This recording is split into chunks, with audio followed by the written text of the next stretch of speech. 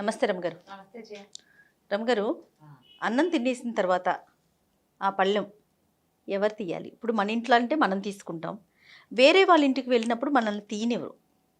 కొంతమంది ఓకే, కానీ కొన్నిసార్లు కొంత అనీజీగా అనిపిస్తుంది. కొంతమందికి ఇష్టం ఉండదు. ఎవరి పళ్ళెం వాళ్ళే తీసుకోవాలి, కంచం వాళ్ళవే, షింకులను అట్లీస్ట్ కడగకపోయినా అక్కడ పెట్టాలనిపిస్తుంది. అది కరెక్ట్ కాదంటారు వాళ్ళు.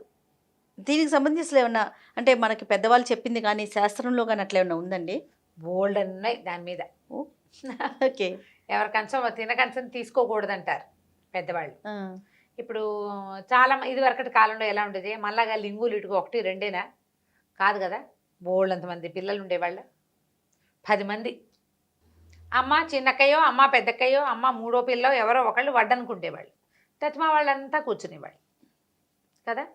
చిన్నపిల్లలు కంచాలు ఎక్కడ పడితే అక్కడ పడేస్తారు. అందుకని కొంచెం గైరుగా ఉండే పిల్ల ఎవరైనా టకటకటకటక కంచాలు తీసుకెళ్తే ఇంకో పిల్ల నీళ్ళు చల్లి తుడిచేది.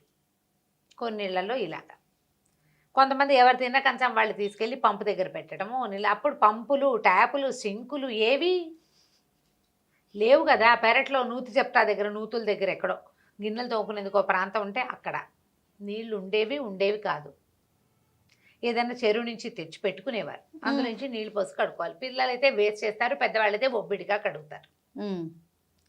ఇలా రకరకాల భావాలతోటి కంచాలు అందరూ తిన కంచం తీయకూడదని చెప్పేవాళ్ళు ఒక సిద్ధాంతం.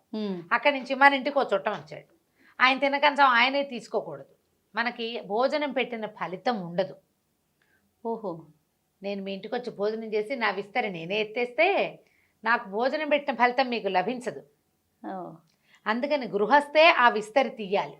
కంచం లేదా గృహస్థ అంటే భర్త కాబట్టి భార్య, ఆడవాళ్ళ ఇంట్లో ఆ పని చేసే వాళ్ళు ఎవరో వాళ్ళే ఆ కంచం తీసి ఆ మెతుకులు తీసి అక్కడ శుభ్రం చేస్తే కనుక ఒక వ్యక్తికి భోజనం పెట్టిన పూర్తి ఫలితం లభిస్తుంది. బ్రాహ్మలతో విస్తరలు తీర్చకూడదు, అతిథులతో విస్తరలు తీర్చకూడదు, ముత్తైదువుతో విస్తరి తీర్చకూడదు. ఇలాంటి నియమాలు ఉన్నాయి. అన్నం పెట్టారు కానీ విస్తరి నేనే తీసుకున్నాను అని అనిపించకూడదు గెస్ట్కి. అది ఆ ఫలితం లభించడం కోసం మన ఇంటికి భోజనం మిమ్మల్ని పిలిచాం భోజనానికి, భోజనం పెట్టిన ఫలితం పూర్తిగా నాకు కావాలని ఉంటుంది కదా. అవును. మరి ఉన్నప్పుడు కంచం తీయకూడదు. చాలా ఇళ్ళలు ఏంటంటే మగపిల్లలతో కంచాలు తీర్చరు. ఆ ఇంట్లో నలుగురు మగపిల్లలు ఉంటే అమ్మాయి చేసుకుంటుంది. ఎప్పటిదో ఈ కథ, ఇప్పటి కథ కాదమ్మా, ఈ కాలపు కథ కాదు, పురాతన కాలం కథ చెప్తున్నాను నేను. ఈ కాలం ఇట్లా చెప్పడానికి వీల్లేదు. ఇది ఎప్పుడు సంగతి, మగవాళ్లే సంపాదన పరులుగా ఉండి ఆడవాళ్ళు కేవలం ఇళ్లలో పనులు చేసేందుకు మాత్రంగానే ఉన్న కాలంలో మగపిల్లాడు రేపొద్దున 4 పనులు చేయాల్సిన వాడు, వాడి తినకంచం వాడే తీసుకోవటం ఏమిటి చిన్నతనం. మగపిల్లాడు కింగ్ లాగా ఉండాలి, ఆ లెవెల్లో సంపాదించాలి వాడు. అప్పుడు తను తీయకపోయినా పర్వాలేదు, ఇంట్లో ఎవరుంటే వారు ఆడవాళ్ళు తీసుకునేవాళ్ళు. పాత రోజులు ఇట్లా చేసి సాగింది. అప్పుడు సాగింది. క్రమంగా ఏమైంది, ఆడమగ సమానమే. ఆడపిల్లలు చదువుకుంటారు, మగపిల్లలు ఆడపిల్లలు కలిసి పని చేసుకోవాలి. వాళ్ళు పని చేయకపోతే వీళ్ళకి సాగదు. ఇద్దరు కలిసి పని చేసుకుని ఇద్దరు కలిసి సంపాదించుకుని సంసారానికి మొనగూడే ప్రయత్నం ఏదో చేస్తున్నారు. ఇప్పుడు మగవాళ్ళు కంచం తీయకూడదని అదని ఎలా అంటాం? అస్సలు అంటానికే లేదు రమ్మగారు, వీల్లేదు కదా. మగవాళ్ళే గిన్నెలు తోమిస్తున్న వాళ్ళు మన ఎరుకనే చాలా మంది కనపడుతున్నారు. అవును. గిన్నెలు ప్లేట్లు కడిగి పెట్టేస్తారు, వంటలు సర్దేస్తారు. ఈ డిష్ వాషింగ్ వాటి మీద యాడ్స్లో కూడా విపరీతంగా చూపిస్తారు కదా. అడ్వర్టైజ్మెంట్స్లో అలాంటివి ఎందుకు చూపిస్తారంటే ఈ సమానత్వ భావాలని ప్రోత్సహించడానికి. ఓకే, ఓ అలా అర్థం చేసుకోవాలా? మరి అంతే, యాడ్లో చూపిస్తున్నారు కదా. ఇలా అంటే సౌండ్ వస్తుంది, మరి సౌండ్ రావాలంటే ముందు తోమాలిగా, రోజు నేర్చుకోవాలి ఆ పని. దీనికి మనం ఏం చేయాలంటే ఈ పాతకాలపు భావజాలాల్ని పట్టుకుని వేళ్లాడద్దు. ఆడది వంటింటి కుందేలు కాదు ఇంకోటి ఏదో అని చెప్పుకుంటున్నాం. మన ఆడపిల్లల్ని మనము చదివిస్తున్నాం, మనము చదువుకున్నాం, మనం కూడా ముందడిగేసాం. మన పిల్లలు ముందడుగదు, ముందు పరుగే తీస్తున్నారు. ఎందుకు ఈ పురాతన భావజాలాలు? మన ఇంటికి గెస్ట్లు వచ్చినప్పుడు మాత్రం మనం కంచాలు తీసుకుందాం, వాళ్ళ విస్తర్లు మనం తీద్దాం. మన ఇంట్లో ఉన్న పిల్లలకి ఎవరి కంచం వాళ్ళు తీయటం. సాధారణంగా కొంచెం పిల్లలే కంచాలు తీస్తున్నారు జయ ఇప్పుడు. అవునండి. మహా అయితే భర్త కంచం భార్య తీస్తుంది. ఇంటి ఎవరంటే హెడ్ ఎవరు ఉంటారో తండ్రులు తాతగారు వాళ్ళు మాత్రం కంచాలు తీయకుండానే ఉంటున్నారు ఇప్పటికీ కొన్ని ఇళ్లలో. పెద్దవాడు ఈ ఇల్లంతా ఉద్ధరించాడు, మగపిల్లల్ని చక్కగా చదివించాడు, ఆడపిల్లలకు పెళ్లిళ్ళు చేసి లక్షణంగా పంపించాడు. ఆయన గౌరవించే విధానాల్లో ఆయన కంచం తీయటం కూడా ఒకటి. పెద్దవాళ్ళకి మనం ఇచ్చే మర్యాద, అతిథికి మనం ఇచ్చే మర్యాద లాగానే ఏమే పిల్లాడు తీస్తున్నాడు నీకేం తీపరం అనకూడదు. నువ్వు ఏ విధంగా గౌరవిస్తావు? నువ్వు రోజు దండేసి దండం పెట్టవు కదా, పాదాలు గడగవు, దండేసి దండం పెట్టవు, సన్మానం చేయవు, గౌరవిస్తావు. ఆ గౌరవంలో భాగంగా ఆయనకు తిన్న కంచమో, ఆయన కాఫీ తాగిన కప్పు, ఆడవాళ్ళో పిల్లలో కోడళ్ళో కూతుళ్ళో భార్యో ఇస్తే ఈ వ్యక్తి సంసారం కోసం ఇంత కష్టపడ్డ వాళ్ళని గౌరవించే విధానంగా వాళ్ళ కంచం మనం తీయచ్చు. హెడ్ ఆఫ్ ద ఫ్యామిలీ తాతగారు కానీ తండ్రి గారు కానీ మామగారు కానీ, తాత తండ్రి మామ కాకుండా పెద్ద బావగారులు, మన ఇంటికి అల్లుడు వచ్చాడు, అల్లుడిని కూడా కంచం తీయమని అనొచ్చా? ఆయన కొంచెం మర్యాద ఇవ్వాలి కదా, మన పిల్ల ఆయన దగ్గర ఉంటుంది. ఇలాంటి సందర్భాలప్పుడు ఈ సమానత్వపు భావాలు మాట్లాడకుండా ఉంటే మానవ సంబంధాలు బాగుంటాయి ఖచ్చితంగా.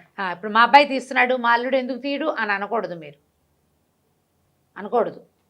మనం ఇప్పటికీ కూడా మన అమ్మాయి అతనితో ఉంటుంది, అతన్ని మనం ఎంతో కొంత గౌరవించాలి. గెస్ట్ అతను, మన ఇంట్లో పిల్లాడు కాదు. ఎప్పుడూ అల్లుడు గెస్టే, ఆయనకి ఎంత వయసు వచ్చినా గెస్ట్ని గౌరవించాలి కదా, అతిథి కదా.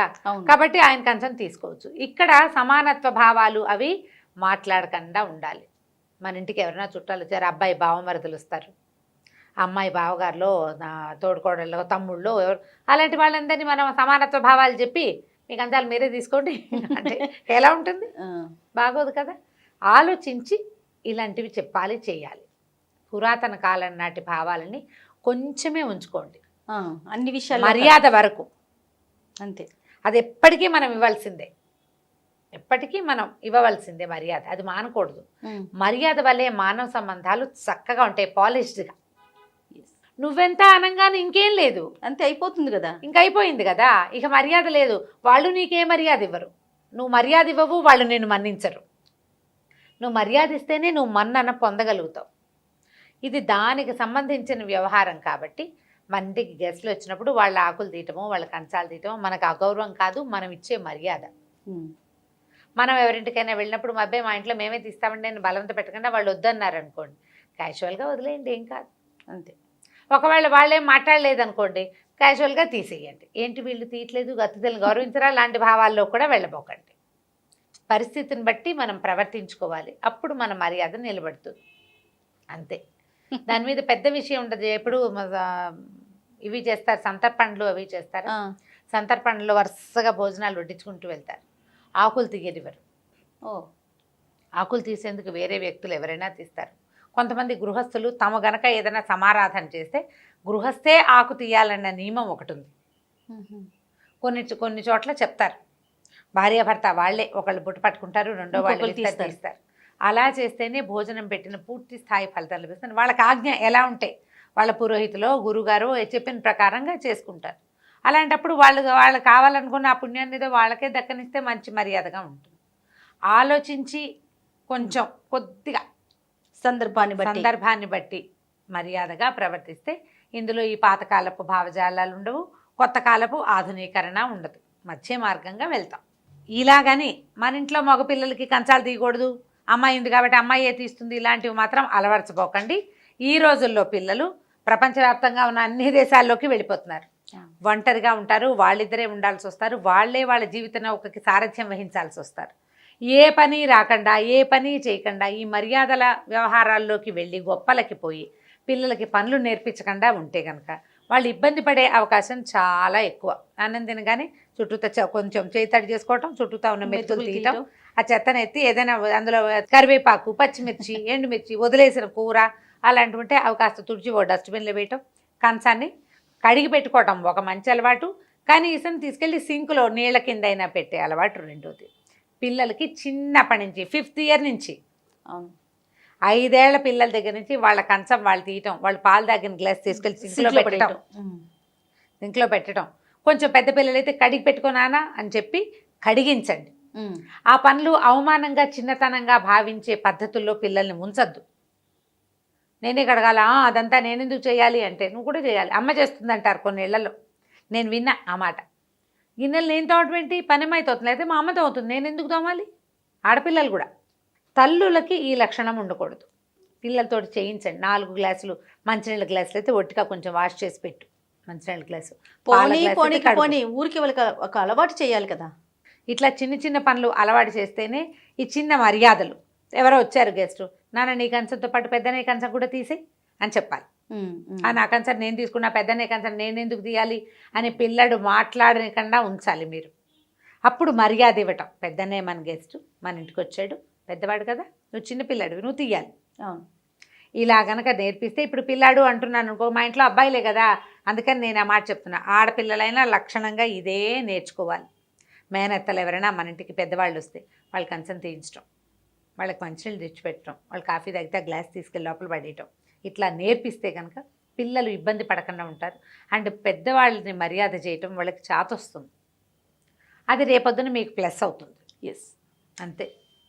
రైట్ రమ్ గారు. నమస్తే. నమస్తే.